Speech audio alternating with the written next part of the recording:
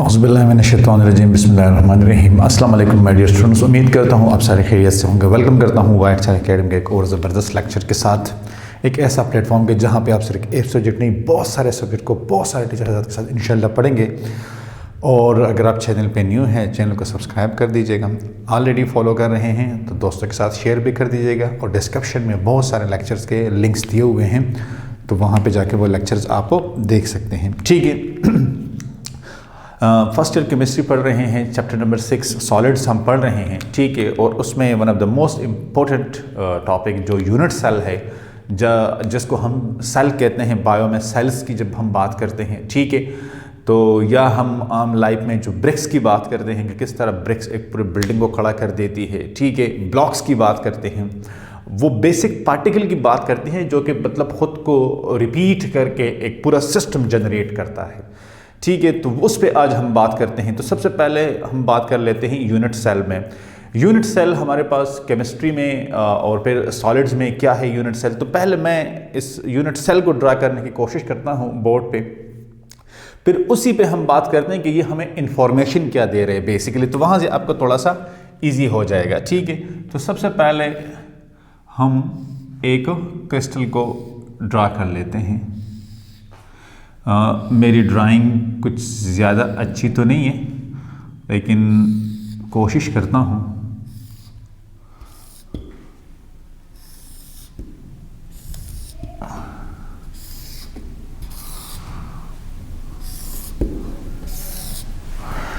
ठीक है कि ये हमारे पास एक सेल आ जाए।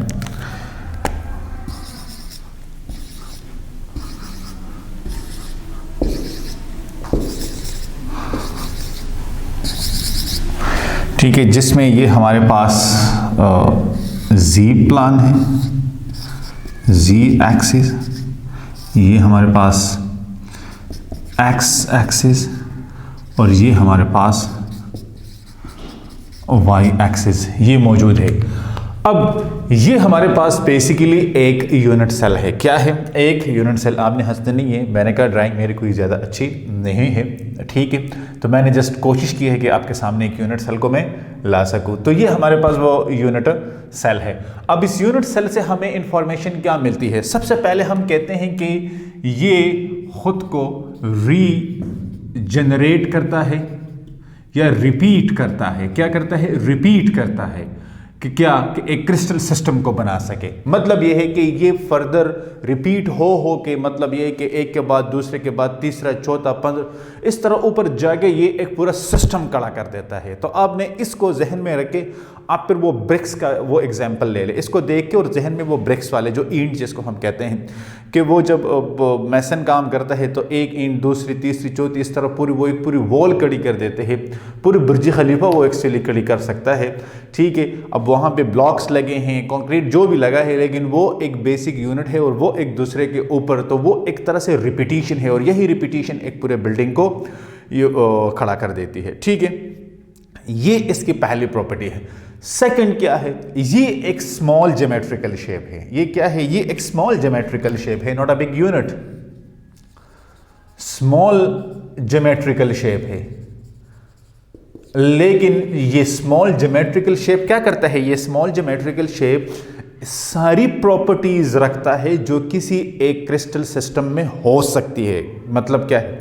आपने देखा होगा कि जो हमारी जो एजिड नानियाँ, दादियाँ वगैरह होती है, तो वो कहती है कि अच्छा, इस बच्चे के तो सारे हद हाल अपने बाप पे गए हैं, इसकी फेस बाप पे गई, इसकी आदतें वालिद पे गई है, इसकी आदतें माँ पे गई हैं। ठीक है। ये आपने एक टर्मिनोलॉजी सुनी होगी जो नॉर्मली कहा जाता है घरों में, मोस्टली जॉइंट फैमिली सिस्टम में। यही वो बात है एक्चुअली कि ये जो एक बच्चा है, इसके जितने भी प्रॉपर्टीज होती हैं, ठीक है, ये उस पेरेंट क्रिस्टल की होती है, उस बड़े क्रिस्टल की होती है। ठीक है। फॉर एग्जाम्पल हम कहें कि ईंटों से बनी एक वॉल है। ठीक है। उस वॉल के टॉप पे आप जाएं और वहां पे आप एक कील टॉन से, ठीक है, वहां पे जो ईंट की प्रॉपर्टी है वो बॉटम के ईंट की भी वही प्रॉपर्टी है। इट मीन कि ये जो बॉटम का एक ईंट लगा हुआ है, इस पूरी वॉल की प्रॉपर्टीज इससे मिलती जुलती है या इसकी प्रॉपर्टीज उससे मिलती जुलती है। लिहाजा ये एक स्मॉल यूनिट पूरे सिस्टम की प्रॉपर्टीज को मेंटेन रखता है। ये नहीं है कि कुछ प्रॉपर्टीज है और कुछ प्रॉपर्टीज नहीं होगी। हाँ, साइज का फर्क हो सकता है, लेंथ का फर्क हो सकता है, बाकी एंगल्स और the rest of the properties will be same. तो ये इसका सेकंड पॉइंट है। थर्ड पॉइंट क्या है कि किसी भी क्रिस्टल सिस्टम में इनफाइनाइट नंबर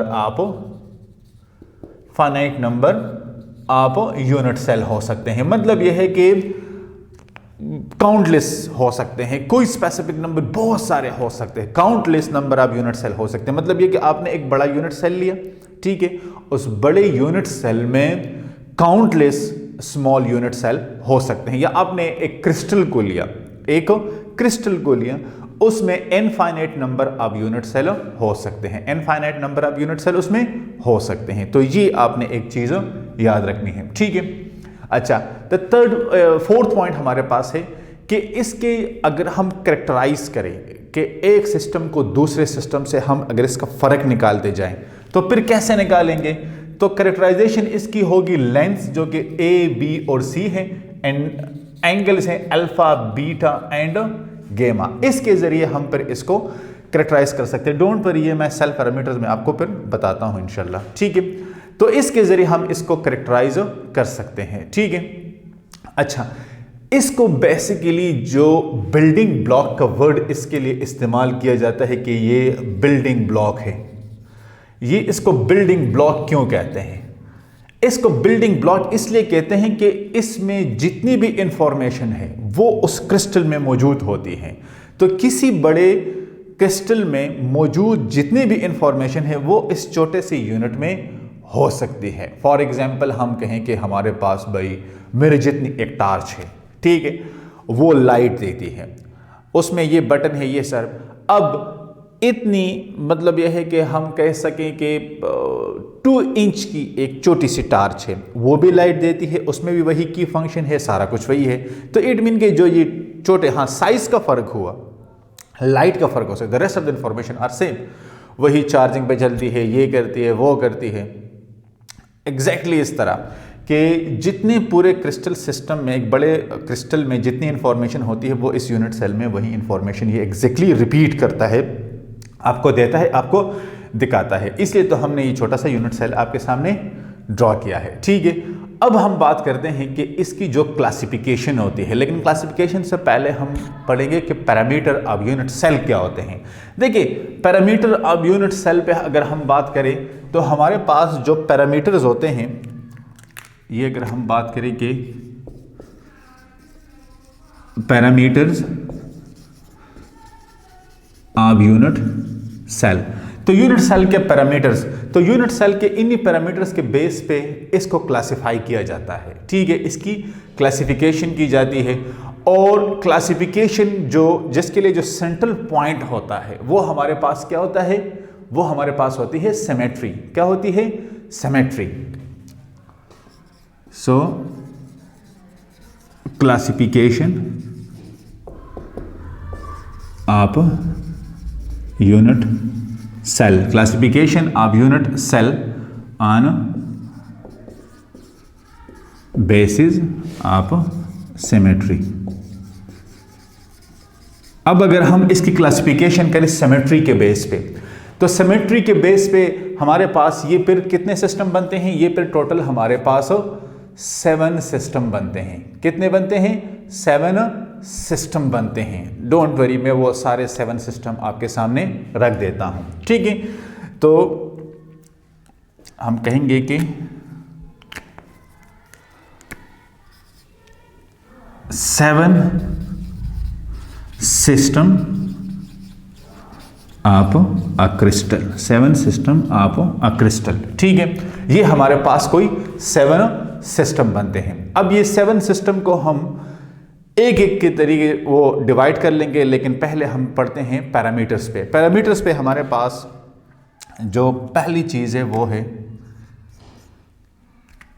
रिलेटिव लेंस। क्या? Relative lens. अब रिलेटिव लेंस क्या है? रिलेटिव लेंस हमारे पास ये है, ये एक बाजू हो गया, दूसरा ये हो गया और तीसरा ये हो गया। ये हमारे पास जो अलोंग द एक्स एक्सिस इसके जो ये लेंस होते हैं इसी को हम क्या कहते हैं? रिलेटिव। अच्छा, तो गाइस हम बात कर रहे थे किस चीज़ पे कि ये हमारे पास जो रिलेटिव लेंस होते हैं, तो रिलेटिव लेंस हमारे पास क्या होते हैं? रिलेटिव लेंस हमारे पास बेसिकली ये चीज़ें होती है, ठीक है, कि ये लेंथ कितना है, ये लेंथ कितना है, ये लेंथ। तो फिर ये सारे जितने भी हमारे पास मतलब ये कि बाजू होते हैं, ठीक है, यही हमारे पास एग्जैक्टली रिलेटिव लेंस होते हैं। तो इसको हम कहते हैं ए बी और सी। ए बी और सी के नाम से हम इसको पहचानते हैं, ठीक है, इन रिलेटिव लेंस को। इसको एजेस भी कहा जाता है। तो अगर आपको कहीं पे एजेस कहा जाए तो फिर आपको ये पता हो कि ये हमारे पास रिलेटिव लेंस की ही बात हो रही है। फॉर एग्जांपल ये हमारे पास ए है, ठीक है, ये हमारे पास बी है और ये हमारे पास सी है। ये थ्री हमारे पास लेंस आ गए, ए बी एंड सी। अब इन्हीं थ्री लेंस पे अगर हम बात करें, ठीक है, तो इसका डिस्टेंस कितना है वो आप सेंटीमीटर में लेते हैं, मीटर में लेते हैं या मिलीमीटर में लेते हैं, ठीक है। इसी तरह ये जो बी है, ये सी है, ये ए, इन तीनों के। तो फिर इस तरह अगर यहाँ पे इस पॉइंट को आप ले ले, इनके थ्री लेंस, इस पॉइंट को ले ले, इसको ले ले, किसी भी एक पॉइंट से आप फिर ये मालूम कर सकते हैं। तो रिलेटिव जो लेंस है हमारे पास वो बेसिकली आ जाएंगे ए बी एंड सी। ये थ्री स्मॉल लेटर्स होंगे, थ्री स्मॉल लेटर्स होंगे। सेकंड ये हमारे पास जो है वो है इंटरफेशियल एंगल, इंटरफेशियल एंगल्स। अब इंटरफेशियल एंगल्स क्या है? इंटरफेशियल मतलब ये फेसेस के दरमियान जो एंगल बनेगा। अब ये एक फेस है, ये दूसरा फेस है, ये तीसरा फेस है, इनके दरमियान ये जो हमारे पास बनते हैं एंगल्स, ये वाले, ठीक है, इनको हम कहते हैं इंटरफेशियल एंगल्स। क्या कहते हैं? Interfacial angles. और यही इंटरफेशियल एंगल्स बेसिकली हमारे पास रोल प्ले करते हैं यहाँ पे कि हमें मेजरमेंट बता सके। ये जो क्रिस्टल सिस्टम में मतलब 7 सिस्टम जो होते हैं वही ये चीज़ें बताती है हमें। ये जब मैं 7 सिस्टम आपको करवा रहा हूँ तो फिर आपको ये समझ आ जाएंगे इस इंटरफेशियल एंगल्स का और इन लेंस का बेसिकली रोल क्या है। यही वो 7 सिस्टम ऑफ अ क्रिस्टल बनाती है।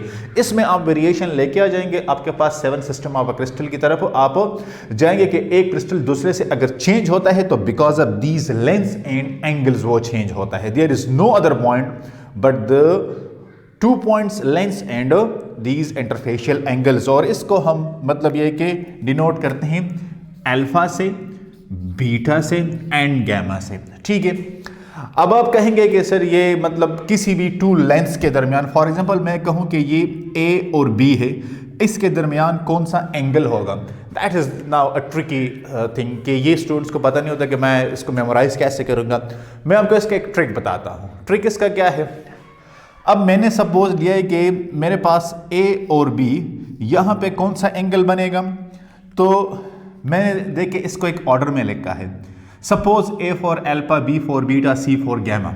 अब मैं ए बी को ले रहा हूं तो ए बी में कौन सा वर्ड मिसिंग है? सी मिसिंग है, तो सी गैमा मिसिंग है। तो इट मीन कि ए और बी के दरमियान गैमा होगा, ठीक है। Number 1 thing.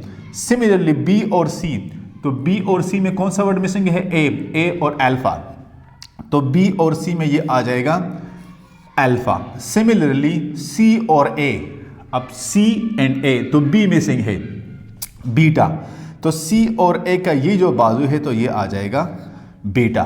तो इस तरह आप किसी भी 2 फेशियल के दरमियान आप एंगल, किसी भी 2 लेंस के दरमियान आप एंगल बता सकते हैं कि कौन सा एंगल मौजूद होगा, ठीक है। इसके लिए मुख्तलिफ किस्म के ट्रिक्स, मुख्तलिफ किस्म के बुक्स प्रोफेसर असाइन करते हैं। जो फिर आपको इजी लगे आप बेशक उसी को ले लें, ठीक है। यहाँ पे मुझे ये वाला थोड़ा सा इजी लगा तो मैंने इसी सिस्टम पे आपको ये करवाया है। अब हम बात करते हैं कि हमारे पास ये जो 6 पैरामीटर्स होते हैं, 3 फेसेस और 3 एजेस, या हम कहेंगे कि ये लेंस और एजेस, इसको कहते क्या हैं? तो इनको बेसिकली कहा जाता है, ये इनको कहा जाता है सेल डायमेंशन। क्या? Cell dimension. ये वर्ड तो कंपैरेटिवली आसान है। और क्रिस्टलोग्राफिक, ये थोड़ा सा फिर आपको याद करना पड़ेगा, एमसीक्यूज में आ सकते। Crystallographic elements, crystallographic elements. इन 6 पैरामीटर्स को 3 फेसेस इन 3 एजेस को कहते हैं cell dimension or crystallographic elements. अब इसी के बेस पे हम फिर डिवाइड करते हैं जो 7 सिस्टम ऑफ अ क्रिस्टल है, वो फिर हम लिखते हैं on the basis of this what 6 parameters. तो आप इसका स्क्रीनशॉट ले लें, तब तक मैं फिर आपको वो इसके बाद करवाता हूँ।